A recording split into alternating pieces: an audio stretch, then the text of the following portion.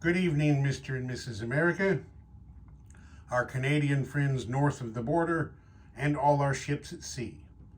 I'm your roving reporter, Smedley Butterworth, and this is 1942, Part 2, in Review. July, Paris. Vichy Prime Minister Pierre Laval ordered police to arrest and imprison 20,000 Jews. Those arrested were crowded into the Olympic Velodrome for detention while awaiting transportation to Germany. While detained, they were denied food, water, and basic sanitation.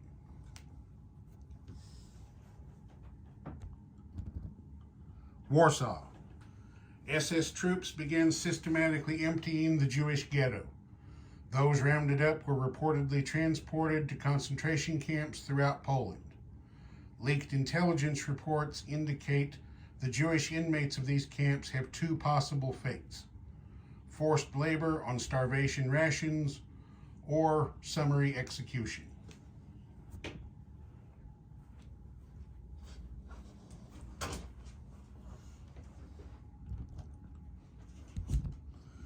United States. The Women's Naval Reserve was formed. It is better known as the Waves, Women Accepted for Volunteer Emergency Service. August, Bombay.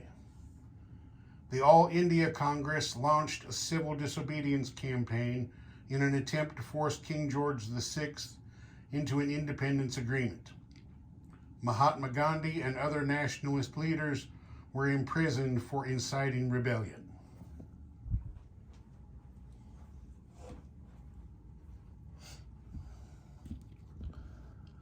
Scotland. The Duke of Kent, the King's younger brother, died when a short Sunderland flying boat crashed over land. The seaplane had been carrying the Duke to Iceland for an unspecified mission.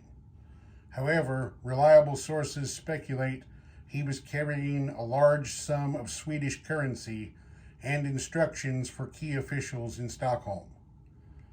An RAF Air Commodore at the time of his death, the Duke was the first royal to die on active service in 450 years. September, Soviet Union. Africa Corps units ranging far from their favored deserts attacked and captured Transcaucasia, opening a southern route of advance into the beleaguered Soviet Union.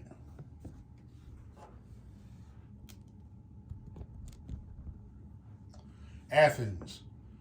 German and Turkish ministers met and quickly reached an agreement for Turkey to join the Third Reich. A loose-tongued Turk told an Irish reporter, quote, "The Nazis have us surrounded. What other choice is there? Resist and have our land stolen?" Unquote.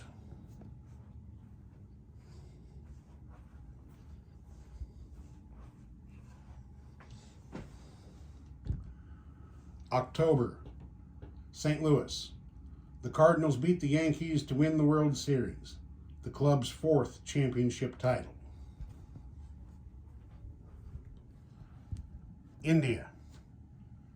A tropical cyclone made landfall south of Calcutta, killing 40,000. California. A mid-air collision of an Army Air Force bomber and an American Airlines DC-3 over Palm Springs left no survivors. The victims included Ralph Ranger, composer of Thanks for the Memory.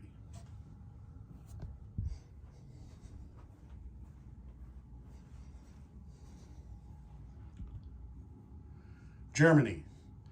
The first successful test flight of an A-4 rocket traveled 90 miles downrange and reached an altitude of 53 miles, becoming the first man-made object to reach outer space.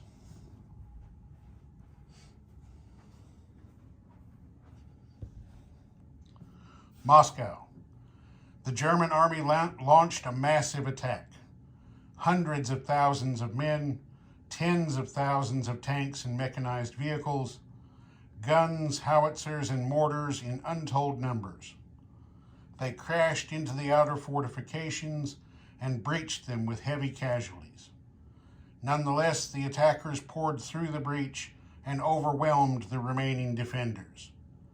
NKVD units fought to the last man rather than face the horrors of becoming Nazi prisoners. The whereabouts of Stalin and the Politburo are unknown. At least one MI6 officer believes they fled in disguise before the capital was completely encircled, possibly to a partisan fortress in the Ural Mountains.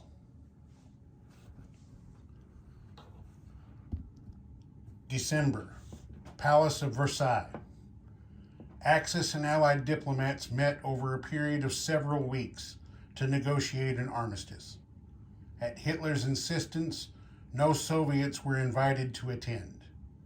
He was heard to say, quote, "No Russian, Ukrainian, or Georgian is welcome at my table. We will hunt and kill them like the rabid mongrels they are," unquote. The key points were brief and bitter for British and American politicians. Britain agreed to pull back from all its overseas territories, including India. The United States will abandon the Johnson, Aleutian, and Hawaiian Islands. In the Caribbean, they will give up claims to the Virgin Islands and Puerto Rico. And the Americans will formally renounce the Monroe Doctrine. Both nations also agreed to pay Germany, Italy, and Japan war reparations. The final details of this arrangement will be worked out in the near future.